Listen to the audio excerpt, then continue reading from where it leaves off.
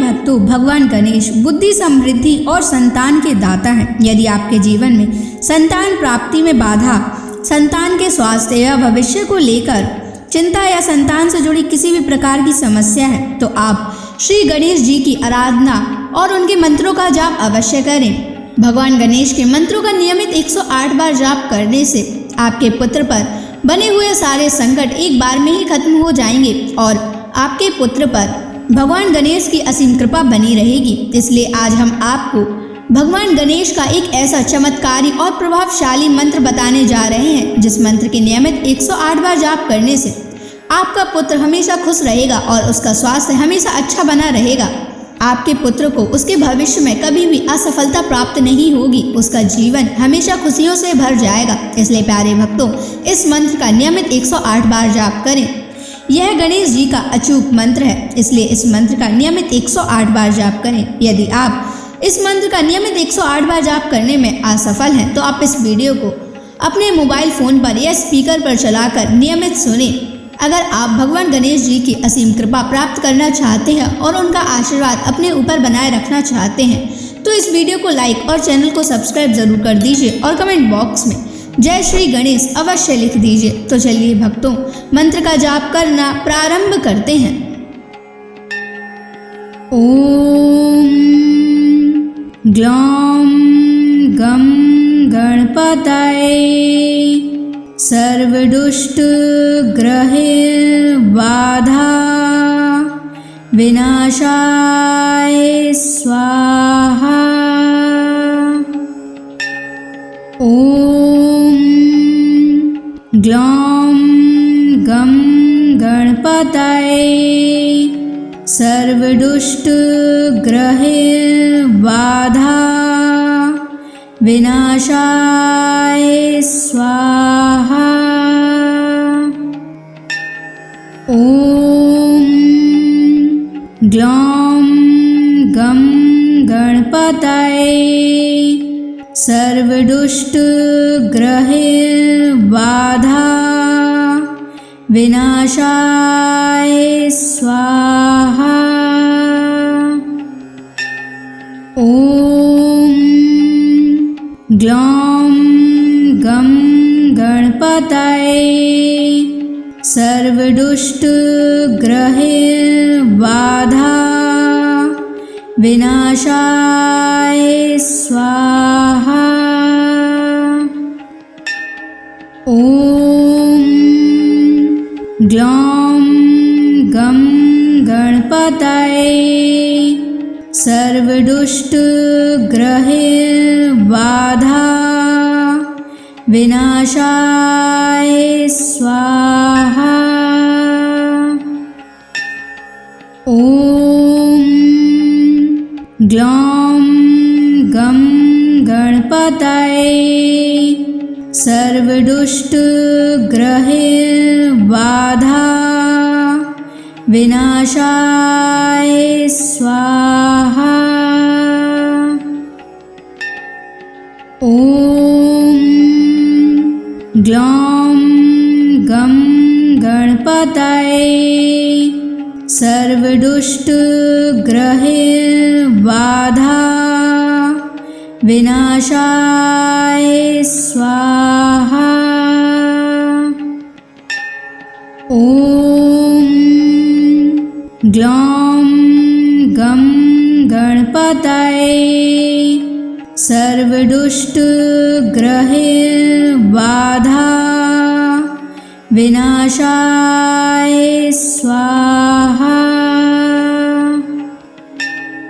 ओम ग्लौम गम गणपतये सर्वदुष्ट ग्रहे बाधा विनाशाय स्वाहा। ओम ग्लौम गम गणपतये सर्वदुष्ट ग्रहे बाधा विनाशाय स्वाहा। ओम ग्लौं गं गणपतये सर्वदुष्टग्रहबाधा विनाशाय स्वाहा। ॐ ग्लौं गं गणपतये सर्वदुष्टग्रहबाधा विनाशाय स्वाहा। ॐ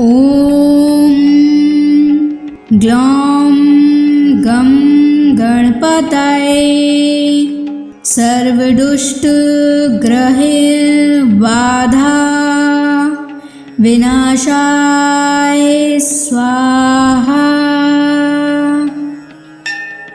ॐ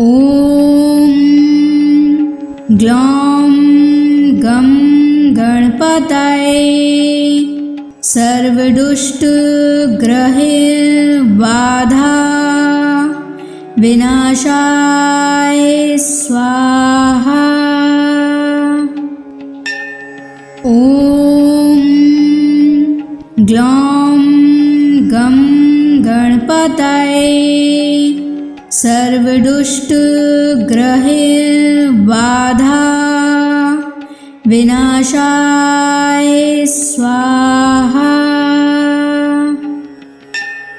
ॐ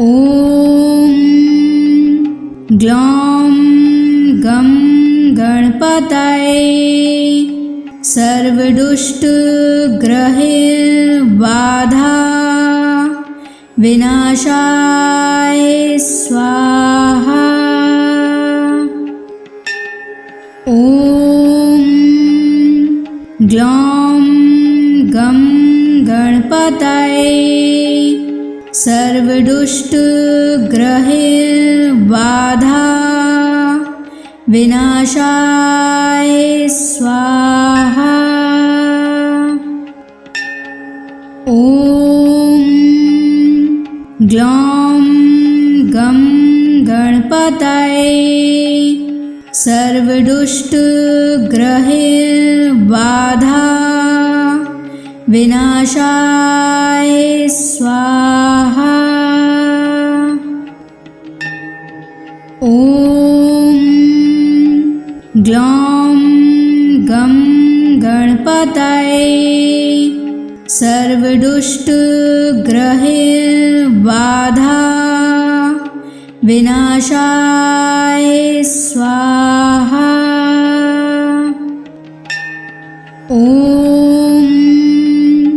ग्लौं गं गणपतये सर्वदुष्टग्रहबाधा विनाशाय स्वाहा।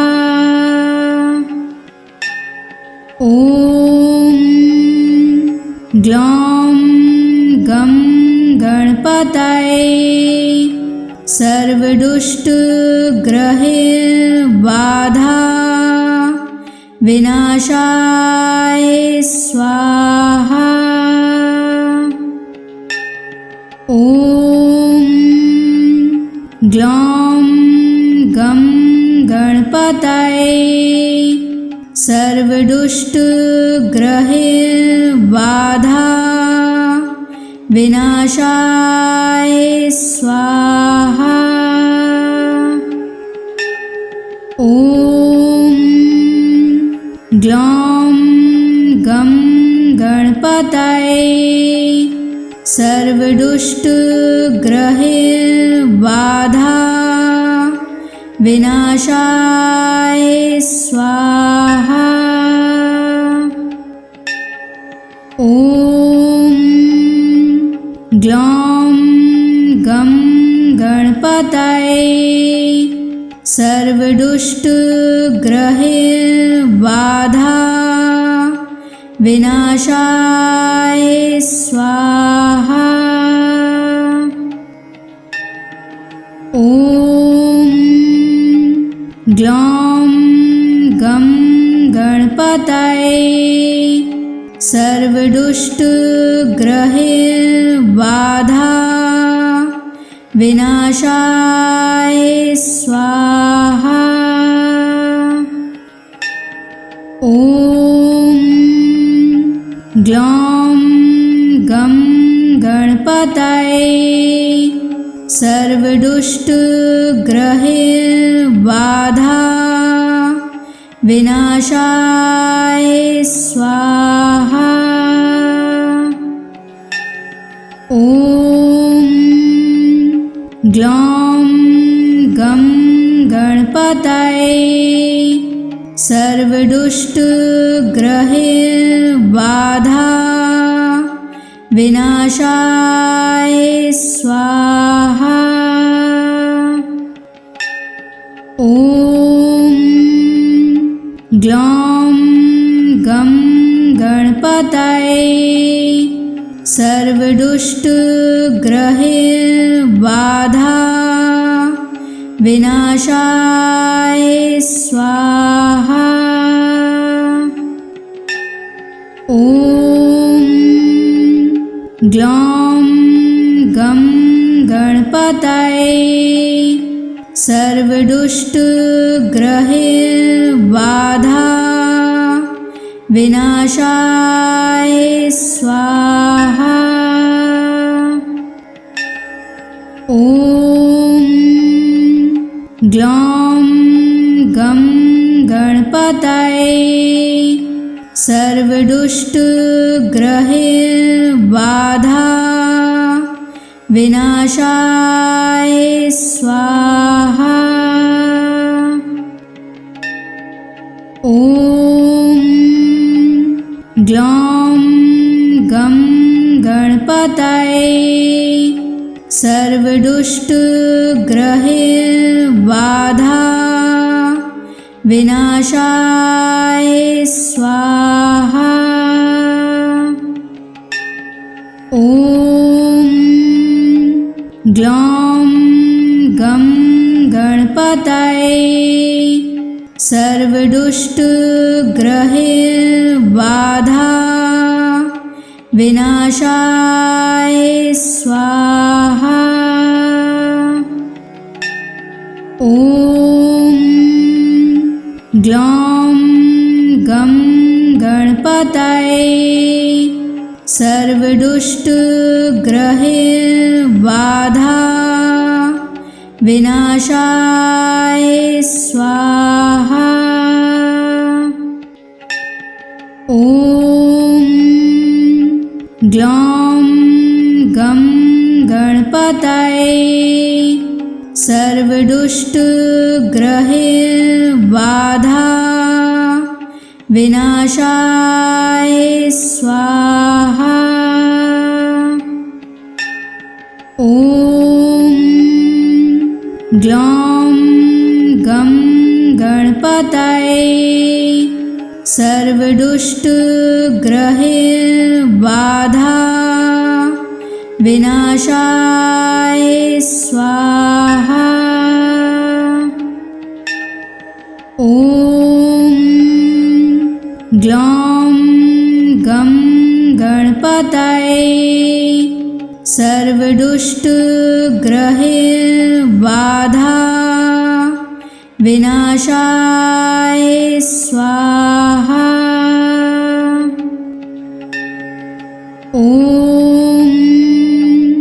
ग्लौं गं गणपतये सर्वदुष्टग्रहैर्बाधा विनाशाय स्वाहा।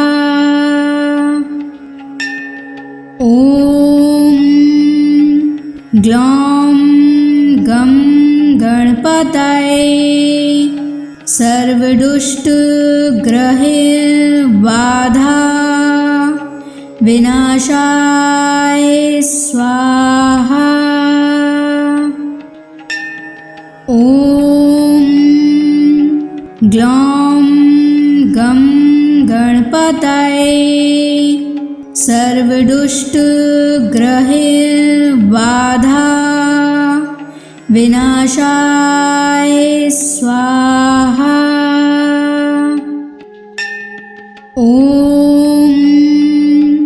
ग्लौं गं गणपतये सर्वदुष्टग्रहबाधा विनाशाय स्वाहा। ॐ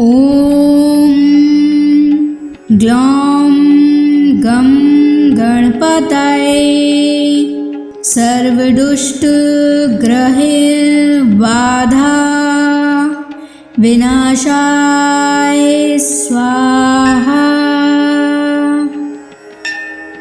ॐ ग्लौं गं गणपतये सर्वदुष्टग्रहबाधा विनाशाय स्वाहा। ॐ ग्लौं गं गणपतये सर्वदुष्टग्रहबाधा विनाशाय स्वाहा। ॐ ग्लौं गं गणपतये सर्वदुष्टग्रहबाधा विनाशाय स्वाहा। ॐ ग्लौं गं गणपतये सर्वदुष्टग्रहबाधा विनाशाय स्वाहा। ॐ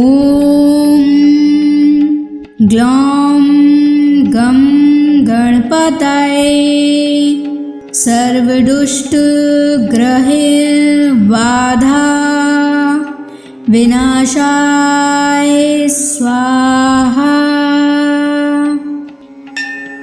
ॐ ग्लौं गं गणपतये सर्वदुष्टग्रहबाधा विनाशाय स्वाहा। ॐ ग्लौं गं गणपतये सर्वदुष्टग्रहबाधा विनाशाय स्वाहा। ॐ ग्लौं गं गणपतये सर्वदुष्टग्रहबाधा विनाशाय स्वाहा। ॐ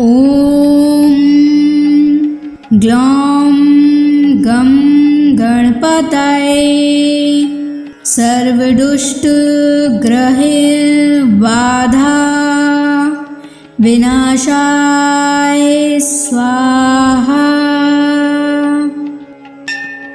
ॐ ग्लौं गं गणपतये सर्वदुष्टग्रहबाधा विनाशाय स्वाहा। ॐ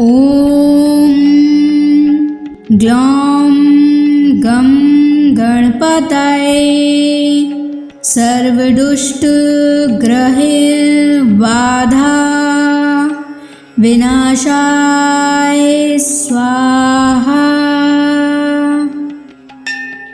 ॐ ग्लौं गं गणपतये सर्वदुष्टग्रहबाधा विनाशाय स्वाहा। ॐ ग्लौं गं गणपतये सर्वदुष्टग्रहबाधा विनाशाय स्वाहा। ॐ ग्लौं गं गणपतये सर्वदुष्टग्रहबाधा विनाशाय स्वाहा। ॐ ग्लौं गं गणपतये सर्वदुष्टग्रहबाधा विनाशाय स्वाहा। ॐ ग्लौं गं गणपतये सर्वदुष्टग्रहबाधा विनाशाय स्वाहा। ॐ ग्लौं गं गणपतये सर्वदुष्टग्रहबाधा विनाशाय स्वाहा। ॐ ग्लौं गं गणपतये सर्वदुष्टग्रहबाधा विनाशाय स्वाहा। ॐ ग्लौं गं गणपतये सर्वदुष्टग्रहबाधा विनाशाय स्वाहा। ॐ ग्लौं गं गणपतये सर्वदुष्टग्रहबाधा विनाशाय स्वाहा। ॐ ग्लौं गं गणपतये सर्वदुष्टग्रहबाधा विनाशाय स्वाहा। ॐ ग्लौं गं गणपतये सर्वदुष्टग्रहबाधा विनाशाय स्वाहा। ॐ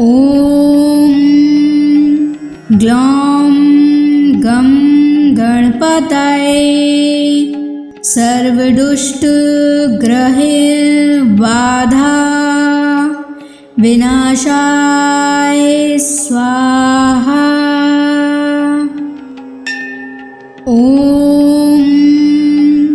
ग्लौं गं गणपतये सर्वदुष्टग्रहबाधा विनाशाय स्वाहा। ॐ ग्लौं गं गणपतये सर्वदुष्टग्रहबाधा विनाशाय स्वाहा। ॐ ग्लौं गं गणपतये सर्वदुष्टग्रहबाधा विनाशाय स्वाहा। ॐ ग्लौं गं गणपतये सर्व सर्वदुष्टग्रहैर्बाधा विनाशाय स्वाहा। ॐ ग्लौं गं गणपतये सर्वदुष्टग्रहैर्बाधा विनाशाय स्वाहा। ॐ ग्लौं गं गणपतये सर्वदुष्टग्रहैर्बाधा विनाशाय स्वाहा। ॐ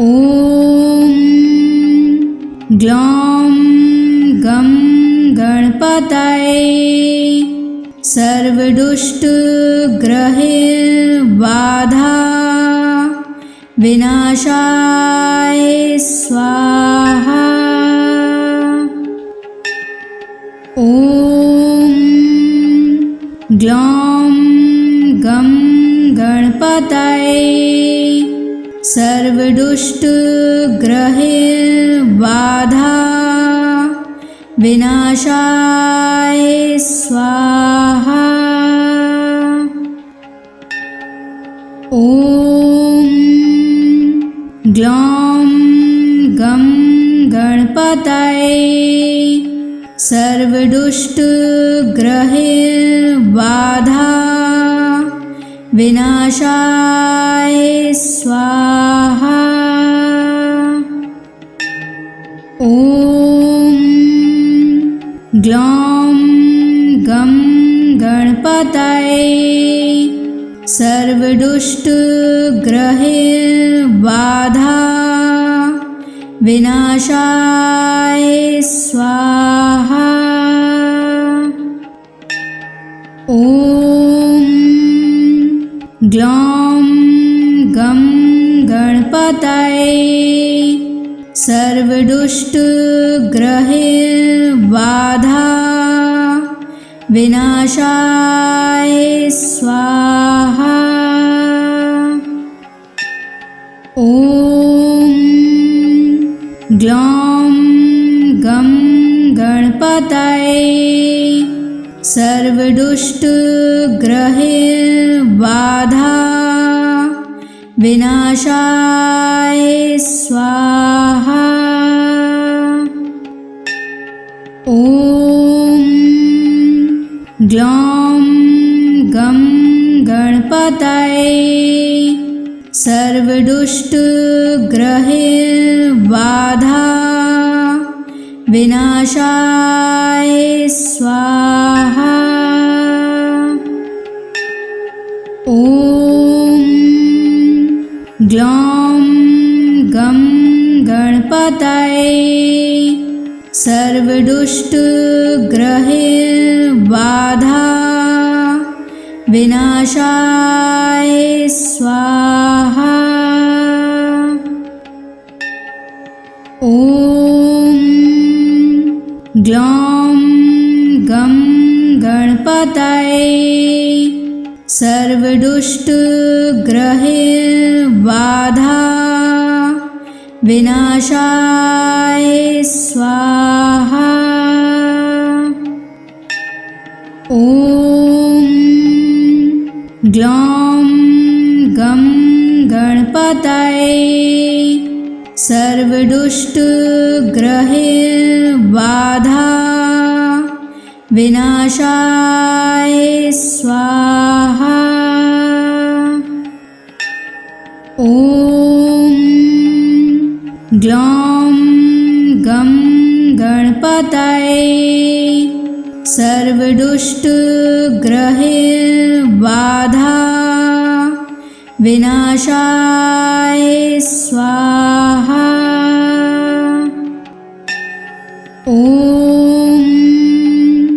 ग्लौं गं गणपतये सर्वदुष्टग्रहैर्बाधा विनाशाय स्वाहा।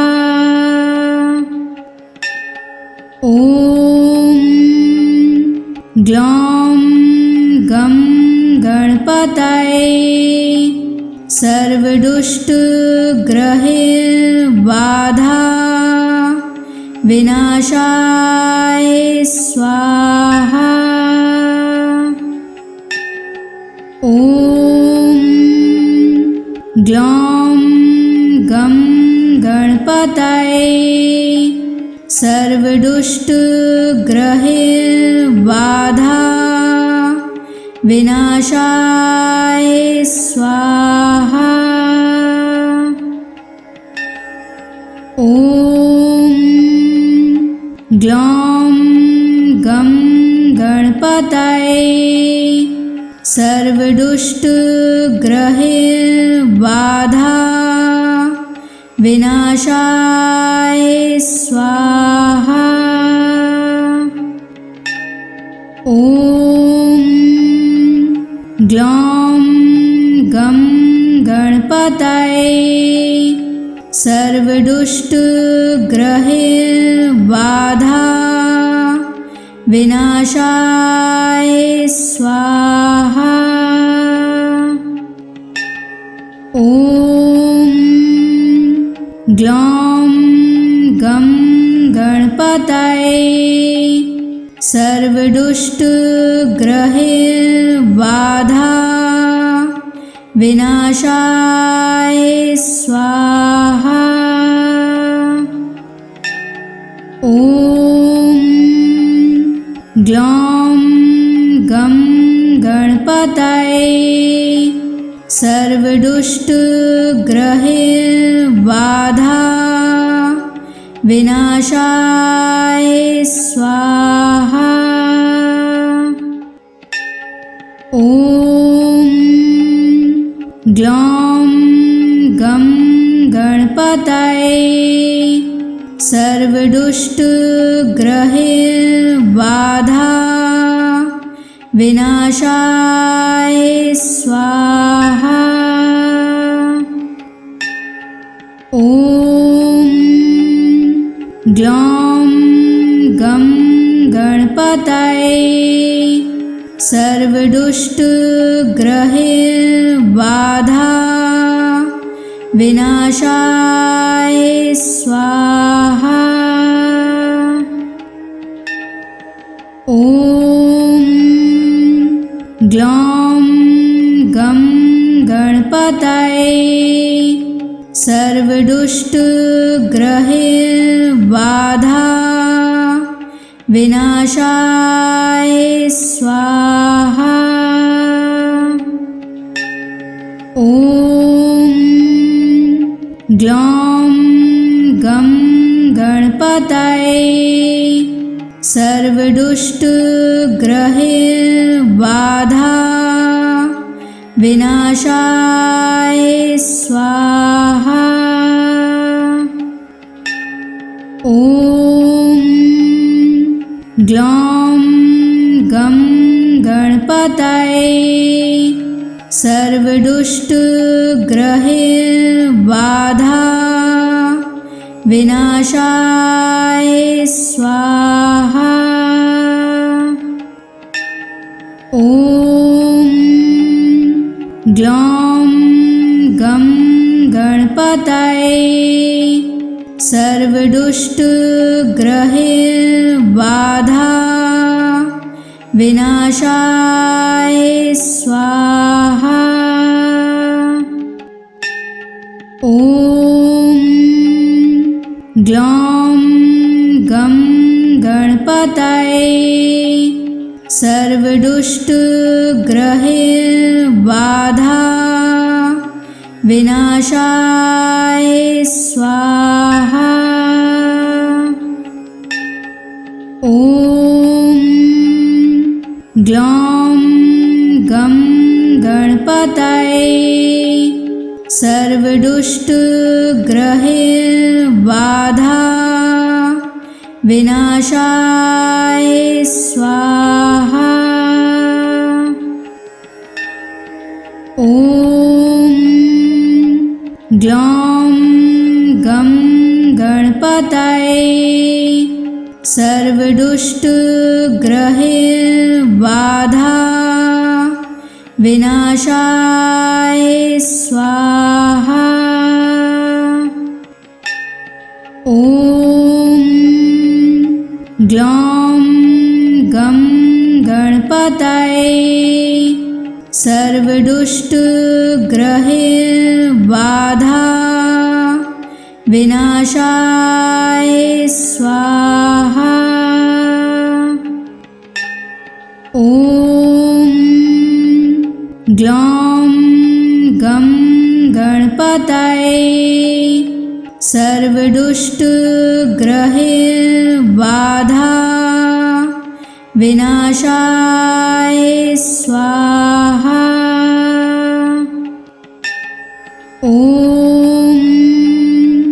ग्लौं गं गणपतये सर्वदुष्टग्रहैर्बाधा विनाशाय स्वाहा।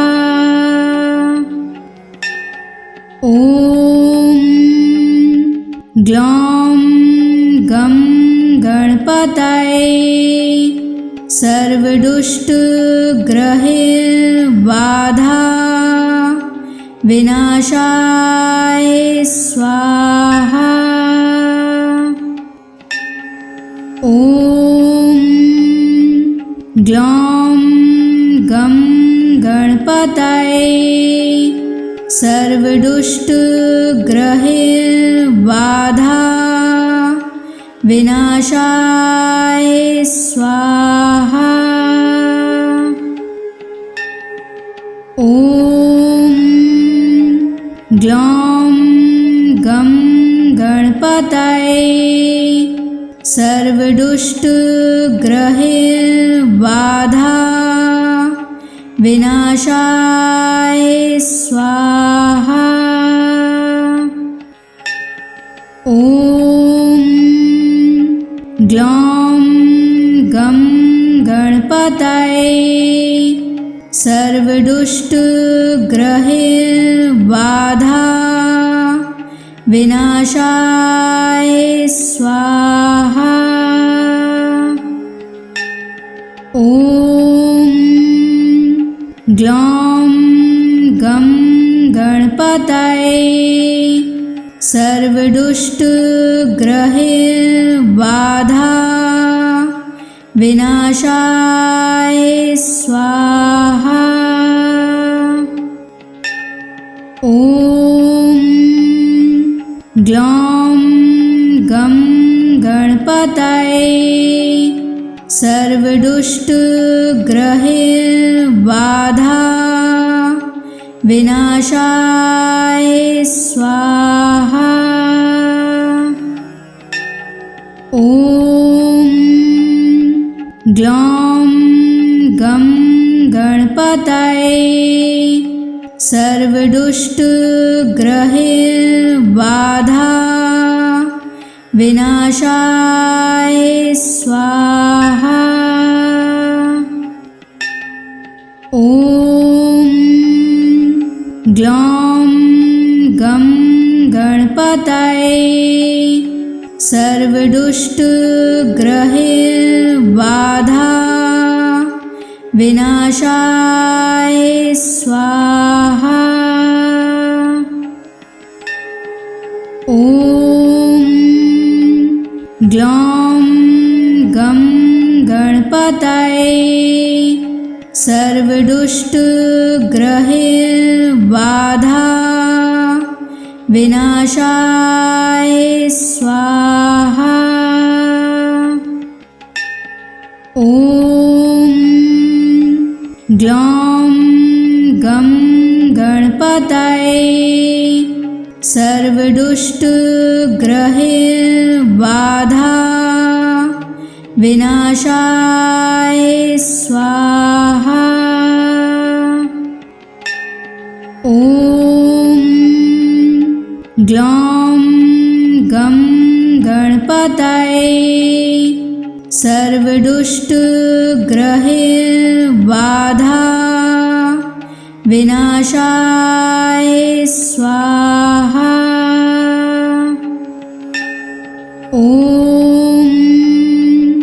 ग्लौं गं गणपतये सर्वदुष्टग्रहबाधा विनाशाय स्वाहा। ॐ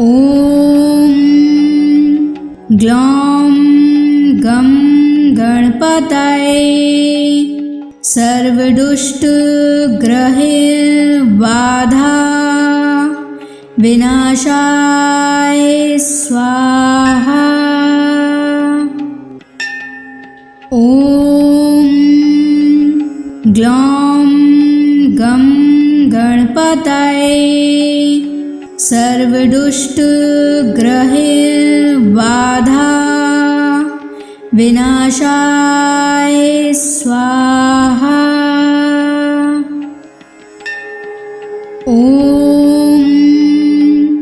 ग्लौं गं गणपतये सर्वदुष्टग्रहबाधा विनाशाय स्वाहा। ॐ ग्लौं गं गणपतये सर्वदुष्टग्रहबाधा विनाशाय स्वाहा।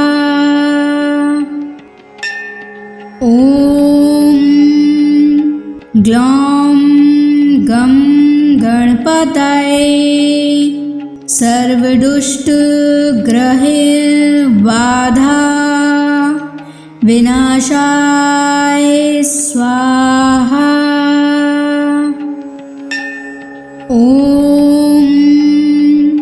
ग्लौं गं गणपतये सर्वदुष्टग्रहबाधा विनाशाय स्वाहा।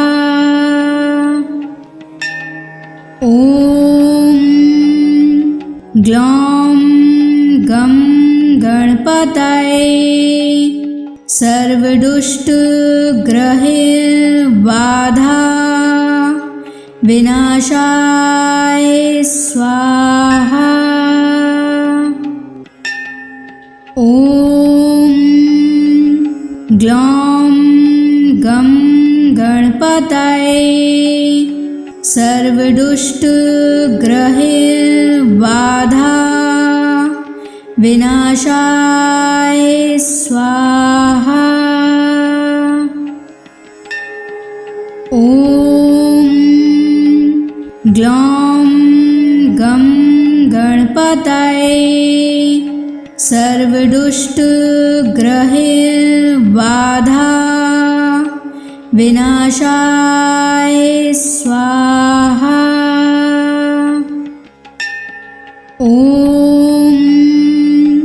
ग्लौं गं गणपतये सर्वदुष्टग्रहबाधा विनाशाय स्वाहा। ॐ ग्लौं गं गणपतये सर्वदुष्टग्रहबाधा विनाशाय स्वाहा। ॐ ग्लौं गं गणपतये सर्वदुष्टग्रहबाधा विनाशाय स्वाहा। ॐ ग्लौं गं गणपतये सर्वदुष्टग्रहबाधा विनाशाय स्वाहा। ॐ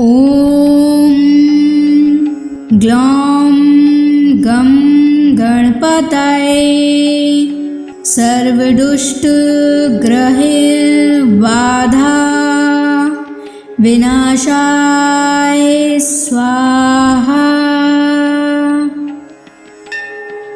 ॐ